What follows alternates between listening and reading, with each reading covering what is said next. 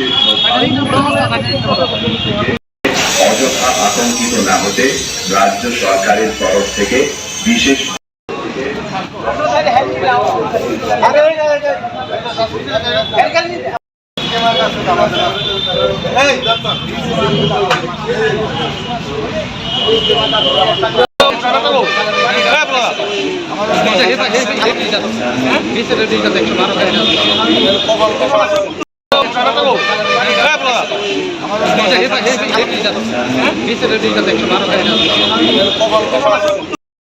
টাইমের সাথে একজন লোকের সাথে দাঁড়ায় আমরা যখন এখন পেট্রোলের ক্রাইসিস চলছে তো সবাই লাইনে দাঁড়াচ্ছে দাঁড়ানোর পর দেশে একটা অটো ক্রসিং করতে চাইতেছে যখন ক্রসিং করতে চাইতেছে ওই লোকটার সাথে দুর্ব্যবহার করতে আমি মানুষ হিসেবে ওনাকে বললাম দাদা এইভাবে তো ব্যবহার করতে নেই কারণ হচ্ছে সবাই তো লাইনে দাঁড়িয়েছে সবাই তো তেল নিতে দাঁড়িয়েছে আপনি একটু অপেক্ষা করুন তারপর অটো ক্রসিং করুন তাই না মানতে পারছি না তাই না ওখানে এখান থেকে ক্রসিং করতে লাগবে ওই লোকটার সাথে দুর্ব্যবহার করে আমি যখন প্রতিবাদ করছি আমার সাথে এইভাবে আক্রমণ করে মারধর করে চালাতে।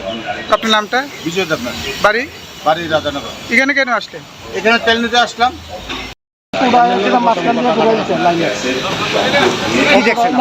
লাইনের মাঝখান দিয়ে ঢুকাই দিচ্ছে লাইন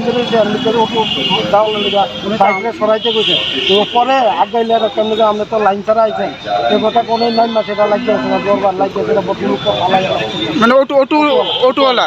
আচ্ছা পরে উনি তো আমরা একজন সিনিয়র সাংবাদিক কি বলবো এটা খুব খারাপ জিনিস হয়েছে অটোওয়ালা এর লাইন ছাড়া আলাদাভাবে আইছে না সামনে যে দোকানের লোকে রয়েছে কি ধরনের শাস্তি হওয়া উচিত কি ধরনের শাস্তি উচিত শিক্ষা হওয়া যাবে। দাদা আপনার সাথে কি হয়েছে? তাহলে লাইন ভাঙ্গা আছে ঢুকে গালিগালাজ করতে আছে। আচ্ছা কি গালিগালাজ করছে আপনারা?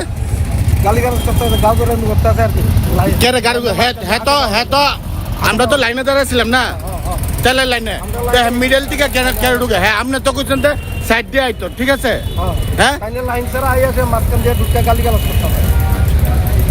কিতা কইছেন এই আপনি আমার কিতা কইছেন এই কিতা কইছেন আপনি আমার এই আপনি আমার কিতা কইছেন আমারে এই মুখ অনেক কথা কন না কিতা কইছেন আমার মুখ খারাপ করছেন কেন এই অক্ষণে কথা কন না চালাচ্ছেন বাংলার গ্যাসের